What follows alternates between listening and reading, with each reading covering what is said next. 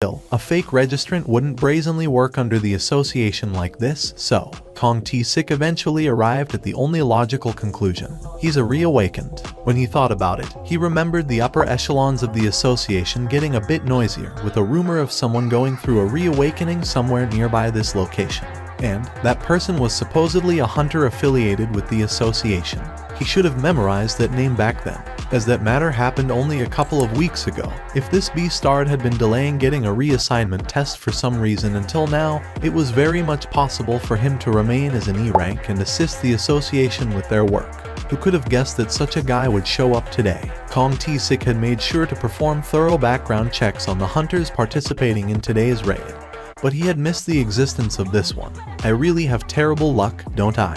That's the only conclusion he could arrive at. I should have asked for more money if things turned out this way. Kong T-Sik recalled the events of a few days ago while licking his dried lips. A cafe near the headquarters of the association.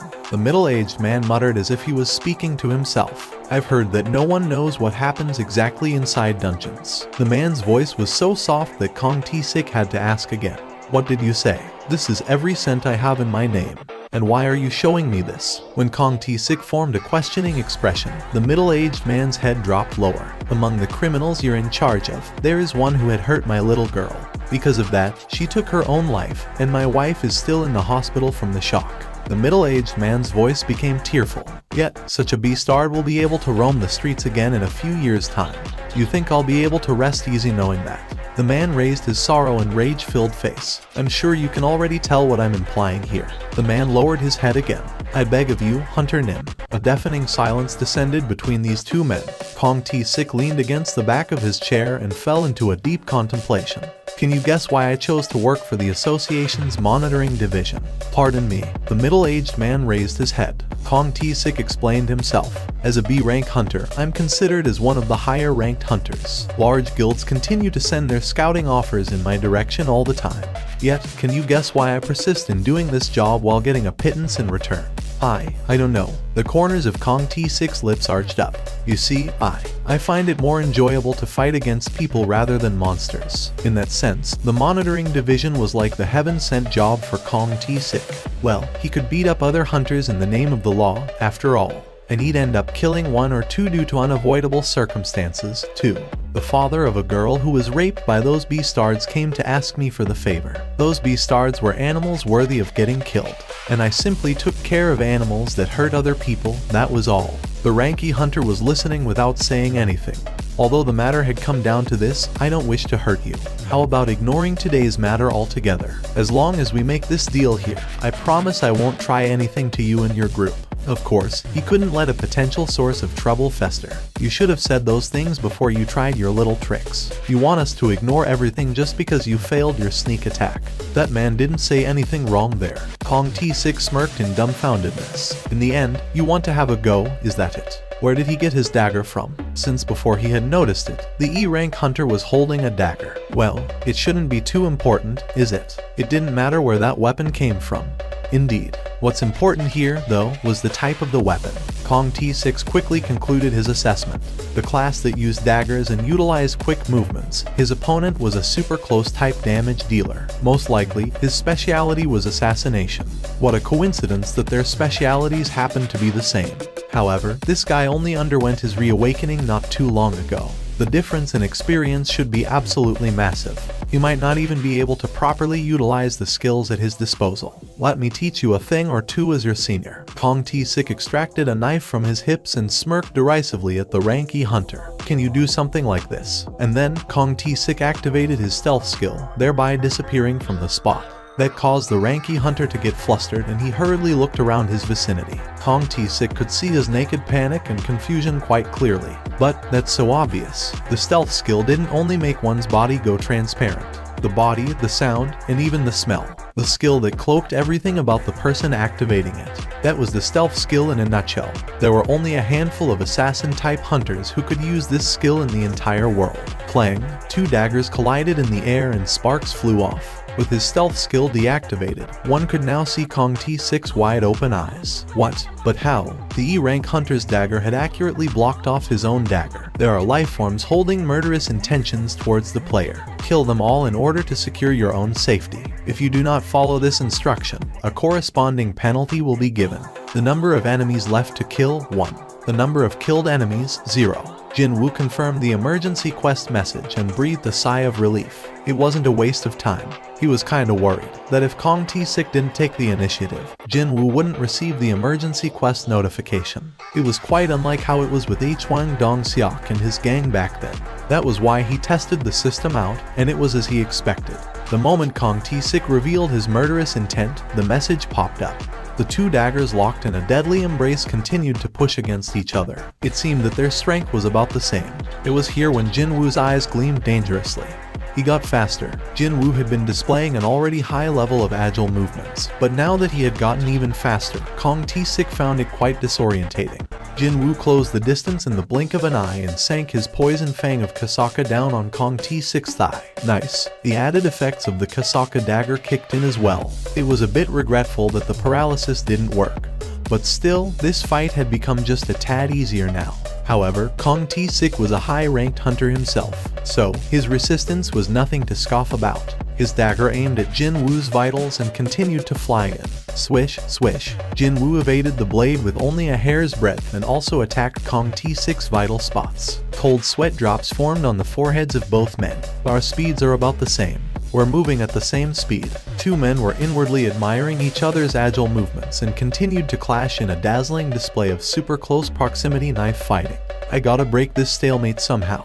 Jinwoo gathered strength in his eyes. The moment his eyes met Jinwoo's, Kong T-Sik flinched slightly for some reason. What was that? It worked. Jinwoo knew that he had won now. On the other hand, a small earthquake erupted in Kong T-Sik's eyes. How come my body is? After he had met Jinwoo's gaze, his body felt as heavy as if he was floundering in deep water or some such. His trusty speed began decreasing as well. Wounds on Kong T-Sik's body increased quickly one by one.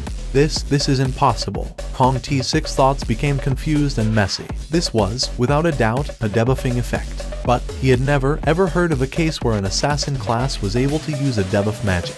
Assassination was not his speciality, then. If that was the case, then what was up with his crazy speed? However, Kong T-Sik had stopped his train of thoughts there. His confusion had rapidly morphed into panic. Instead, Jinwoo succeeded in getting close to Kong T-Sik's chest and stabbed down on the latter with the poison fang of Kasaka. Kong T-Sik's eyes shot open wider. Both men knew right away at that moment. The victor had been truly decided with that one move. Crimson red blood pooled in Kong T-Sik's mouth. It was gushing up from his chest. As blood leaked out from the side of his lips, Kong T-Sik formed a smirk. To actually run into a reawakened hunter inside a lowly rank D dungeon. The dagger in Kong T-Sik's hand fell to the floor. He continued to pant heavily as he leaned his head closer and whispered something in Jinwoo's ear. Jinwoo silently listened to those last words, before pulling the dagger out from Kong T-Sik's chest. Just like a dress slipping off a clothes hanger, Kong T-Sik crumpled to the floor, lifeless. The expected messages did pop up, but Jinwoo's expression wasn't so good. Just like the last time, the aftertaste of killing someone remained bitter and nothing to feel too happy about, even though the other guy attacked first and initiated this fight. If there were no rewards, then this would be one hell of a loss-loss situation. Reward 1. 5 additional stat points. Huh? Jinwoo formed a confused expression. The reward on offer was far less than when compared to fighting Hwang Dong-seok and his goons. But it was a far harder opponent this time, though. It was here that Jinwoo lowered his gaze and ended up spotting something rather odd. There was a spot of flickering light about as big as a coin gleaming on the corpse of Kong T-Sik. Jinwoo's eyes grew wider and wider. Jinwoo calmed his trembling heart and quietly reached out towards the chest area of Kong T-Sik where that flickering light was coming from. Indeed, he wasn't seeing things just now. A rune stone. Are you talking about that rune stone? His heart began pounding even harder than before. The skill Kong T-Sik used had now become a rune stone and was waiting to be discovered on his body. Stealth was a rare skill that only a select few hunters could use. Jinwoo looked back at Song Kai-yeol. With what has happened here, I think it's impossible to continue on with this raid anymore. For the time being, you two should leave the dungeon and contact the association. I'll remain here and search for other survivors. Song Kai-yeol instantly realized what Jinwoo was trying to do. He's going to close the gate all by himself. On the way, he discovered the cold corpses of Kim Sang-sik and the other hunter. This was the power of a high-ranked hunter. If such a hunter really wanted to, then killing a few lower-ranked hunters could be done in the blink of an eye. Jin Woo's expression hardened as he walked past them. Jin Woo discovered a lone convict struggling on the ground not too far from him. That crazy beastard, Kong T-sik killed everyone. He killed everyone. What the FCK happened? Did he leave? There's blood on your clothes. Did you get done in by him, too? Jin Woo didn't reply and simply raised his head to stare straight ahead, towards where the boss was. A confused, questioning expression floated up on the face of the convict. Feels like it's a bit stronger than a regular rank D dungeon boss, too. I'm getting really curious about its attack patterns, you see. The convict listened to those words and lost his cool, roaring out at the top of his voice. What the FCK are you even talking about? Jin Woo calmly continued on with what he wanted to say. Before all that, though, I gotta ask you about something. You remember the girl you raped before? What? Which one are you talking about? You a family member of the victim? Jin Woo's brows quivered. Just now, this man asked which one, rather than answering with yes or no, meaning he had hurt well more than one or two girls. Hunters possessed extraordinary strength, so if they wanted to, they could become a horrifying monster at any time. And this beastard used that strength to violate women until now. With that, Jin Woo's mind was made up. The convict finally realized what Jin Woo was planning to do here. He cried out and shook his head around wildly after seeing the group of hobgoblins. The blue convict's pants began dyeing in a yellow color as well. Jin Woo took a deep breath, and he chucked the convict among the waiting hobgoblins. Picking up on the smell of a fresh, living prey, hobgoblins pounced on the convict all at once and began tearing into his stomach. As the convict desperately struggled on and thrashed about, the vessels in his eyes burst open one by one, dyeing his eyes utterly crimson red. Even though the convict gradually lost his consciousness, hobgoblins greedily and restlessly tore into him. Just what would it feel like to be devoured alive by the disgusting monsters? There it is, a huge hobgoblin, definitely the boss of this dungeon, sat arrogantly over yonder on the other side of the boss room. With its subordinates all too preoccupied with the fresh prey, there was not one guard around the boss itself, which meant that this was the perfect opportunity. Jin Woo immediately dashed past the hobgoblins in the blink of an eye and arrived before the boss. The surprised hobgoblin boss quickly stood up, but before it could complete the action, its head fell and rolled on the ground. The expressions of the agents hardened in an instant. 9 people entered it, yet only 3 walked out alive. This undoubtedly qualified as a huge incident. What with several similarly bad incidents occurring within a single district, it was little wonder why these association agents felt like they had stepped on an almighty pile of dog poo at this very moment. They wanted to make sure there were no other survivors, but the gate closed on them, so that was no longer possible, too. This was precisely the reason why Jin Woo waited around until the time limit was almost up, however. With this, the testimonies of the 3 survivors would have to suffice. One of the agents spoke with a complicated tone of voice. Just now, the investigation department has received a telephone call from the chairman of the Joomgang Industries, wishing to hand himself over. It was here that Song Kai-yol entered into the conversation. The chairman of the Joomgang Industries, you say. He's the father of the victim, and he allegedly has paid off the hunter Kong T-sik from the monitoring division to murder the convicts. Oh, the chairman had confessed to everything after he heard that Kong T-sik was indeed successful in killing the rapist. There was nothing here that could be seen as problematic, except for one thing. One of the agents asked the part that felt the most suspicious to him. Just who delivered the final killing blow to Mr. Kong T-sik, who was a rank B hunter. Just before Jin Woo was about to speak the truth, he recalled the face of Yu Jin Ho. What a missed opportunity this is, but looks like I won't be helping that kid out with his raid quota after all, by making an excuse of him being a reawakened hunter and going ahead with the reassignment test.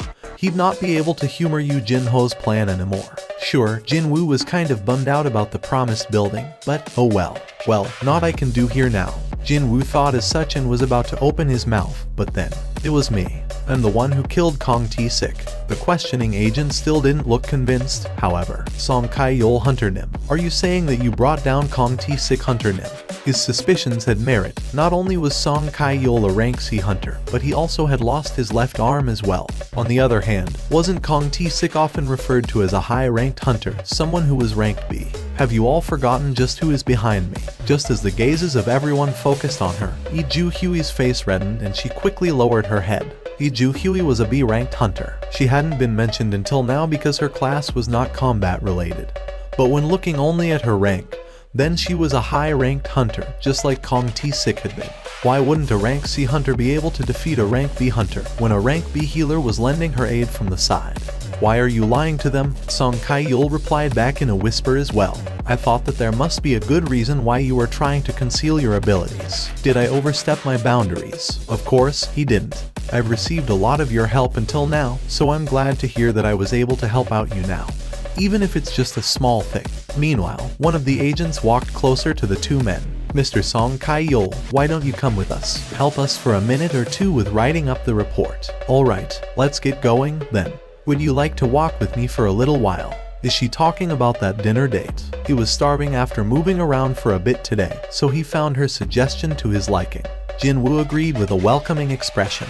Okay, let's. As if they had made a promise earlier, the two young people began quietly walking side by side under the soft lights of the street lamps. Ju Hui's eyes remained fixed to her toes, because, if she tried to raise her head, her gaze automatically drifted towards to her side. She tried very hard not to think about it, but it was of no use. In the past, she found him comfortable to talk to, but now, the current Jin-woo was overflowing with this certain sense of power. She found it much harder to talk to him now as a result. Just what happened? He was strong enough to subdue a rank B hunter without too much trouble. He had changed so drastically. Ju Hui stopped walking first and with some difficulty, broke the ice. Actually, I think it'll be impossible for me to eat anything today. Let me return this to you in the meantime. Ju Hui handed over a magic crystal to Jin-woo. It was none other than the same crystal he entrusted to her back in the underground temple. But today isn't the only day, you know. There's no need to return this to me now. Ju Hui shook her head slowly. I'm going back home next week. He heard that she was quitting the life of a hunter, but now it seemed that she was leaving the city altogether. Jin-woo formed a rueful expression. Is it because of that incident back then? Well, it's not simply because of that, but perhaps she ended up recalling the events of that day. Ju Hui's complexion darkened. Back then, when everyone else was trembling from despair, only Jin-woo's eyes burned fiercely with a strong resolve. Ju Hui was nearest to him, so she got to see those eyes. It was like they were shouting out to the rest of the world so they can hear his will to survive. She had no regrets over quitting the life of a hunter, since it didn't even suit her personality to begin with. However, she couldn't help but feel really bad after realizing that it'd be tough to meet Jin-woo ever again. Will he think of me as a weird person if I ask him about meeting each other again? It was rather unfortunate, but there were some things in this world that she couldn't really do anything about. If you come down to Busan one day, please give me a call. I'll buy you really good sushi. Sounds good. When Jin-woo formed a smile, Ju Hui smiled back at him. And so, Ju Hui didn't get to say the words she truly wanted to say. She simply performed a short goodbye and turned around to leave. The way back home never felt this long to her before. After sending Ju Hui home, Jin-woo also returned to his place, the east of the United States. Late at night, Hwang Dong-soo was the main hunter of the guild, Scavenger, one of the top guilds in the entire USA. Not only that, but he was also an S rank as well. And just before he went to sleep, he received a phone call informing him of a shocking matter. My older brother is dead. I want you to speak slowly and tell me everything in detail. Got that? The name of his older brother was Hwang Dong-seok. My older brother and his 8 teammates all died, and only 2 others escaped unhurt. And the 2 who survived were only a rank D and a bloody E. Something smelled fishy here. The older brother Hwang Dong-soo knew would never sacrifice his own life for a far weaker teammate. Also, what if that said teammate happened to be a temp? There was no need to even mention it. However, only the ranks D and E walked away alive, while his older brother and other C-ranked hunters all perished in that dungeon. Right now, he was in a far-off foreign nation after being scouted away by one of America's top guilds. But back when he was still in Korea, his brother did everything possible to look after him and be a good brother. He might not have been a good human being, but he was a great, precious brother. I was planning to invite him here once I've secured my foothold. But now, to think, he'd meet an accident before that happened. Hwang Dong-soo bit his lower lip. Fax me all the information on the 2 surviving members. My number is. Hwang Dong-soo ended the phone call and then called his manager next. On the white pages, photos of 2 hunters, their names, and their brief bio could be seen. The rank D hunter, Yu Jin-ho, and a rank E, Seong Jin-woo. Hwang Dong-soo alternated his gaze on the 2 men's photos and gritted his teeth in determination. I'm sure I'll get some answers from either one if I ask them personally. Laura, what would happen if I were to kill some people in Korea? Do you really mean that? Yes. There was a bout of silence before the woman's voice continued on. The states have yet to sign an agreement to exchange hunter criminals with South Korea. Mr. H. Wang, you are now an American citizen, so you'll get a hearing in a US court instead. Good to hear that. Looks like I'll have to make a trip to Korea for a while. Something happened there. Can you clear up my schedule for a bit? However, Mr. H. Wang, if you leave so suddenly like this, the operations in the guild will grind to a halt. Tell me just how far my schedule's been booked for. You're fully booked out for the next 2 months. 2 months, is it? Fine. After that, I will need some free time, so don't schedule anything. I don't need a long time, either. Just 2 weeks. I'll only need 2 weeks to pop in and out of Korea. Understood. What should I tell the upper management? Tell them I'm going to my brother's funeral. After Jin Woo and Yu Jin Ho exited from the van, the waiting hunters quickly gathered around them. For some reason, there was almost no normal person in this group.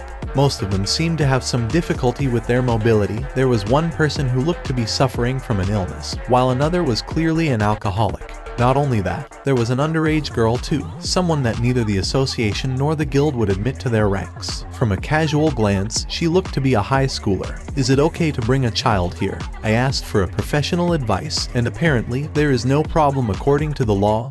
Hyung Nim. Actually, the only reason why people don't hire underage hunters is that there would be hell to pay if something went sideways. Jin Woo nodded his head. In that case, it should be fine. Really now, only Jin Woo and Yu Jin Ho were going to enter the gates anyway, so the odds of something going wrong were as good as 0%. Indeed, these people were only here to make up the numbers. In order to get the permit to clear a C-rank gate, one needed at least 10 hunters, after all.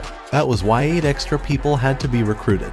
And sure enough, these 8 understood very well why they were here, too. These people all possessed the hunter license, but couldn't act as one due to their circumstances. Most who answered the call to gather were suffering from the hardships of life in various ways. Excuse me, if we really do that, we can get 3 million won.